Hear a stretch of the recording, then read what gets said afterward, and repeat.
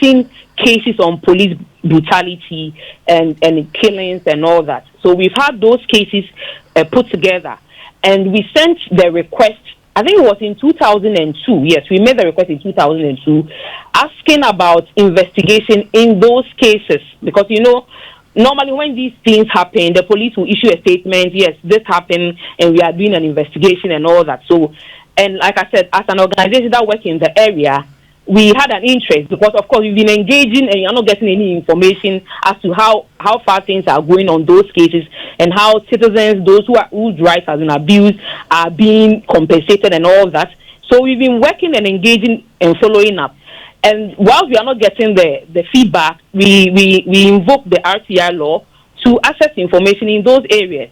And as you said, we didn't get the information. In fact, our first request, we even did it, per the law, when you are doing a request, you are supposed to address it to the information officer.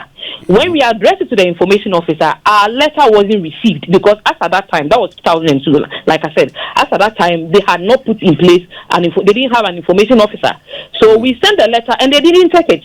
But because we also want some updates, we said, okay, even though the law insists, the law says that the letter should be addressed to an information officer, but then we said, okay, because the communication we got from them is that you should address the letter to the IGP. So we came back to the office, we addressed the letter to the IGP, and we sent the letter. And we didn't get any feedback for, per the law, within 14 days, you're supposed to get a feedback, whether even if it's a refusal or even whatever. But we didn't even get even acknowledgement of the receipt of the letter. We didn't get. So, per the law, you are supposed to, after the 14 days, if you don't get any feedback, it is deemed as refusal. So, and per the law, if it's deemed as refusal, you have the right to appeal to the head of the institution. And bear in mind, like I said, our letter was already addressed to the head of the institution anyway, because when we addressed to the information officer, the letter was rejected.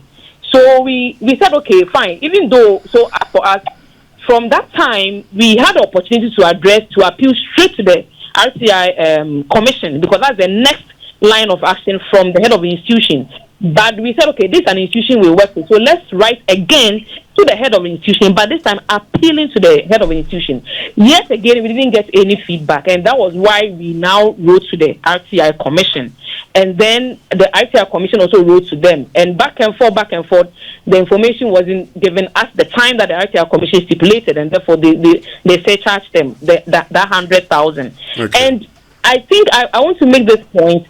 One of the things that is also hanging in there, which is more like a gray area, is when the charge is given afterwards, how is the follow-up done? Because when the charge was given to the Ghana Police Service, the charge does not replace the information. Even though you are being fined, you are also supposed to pay the fine and also give the information.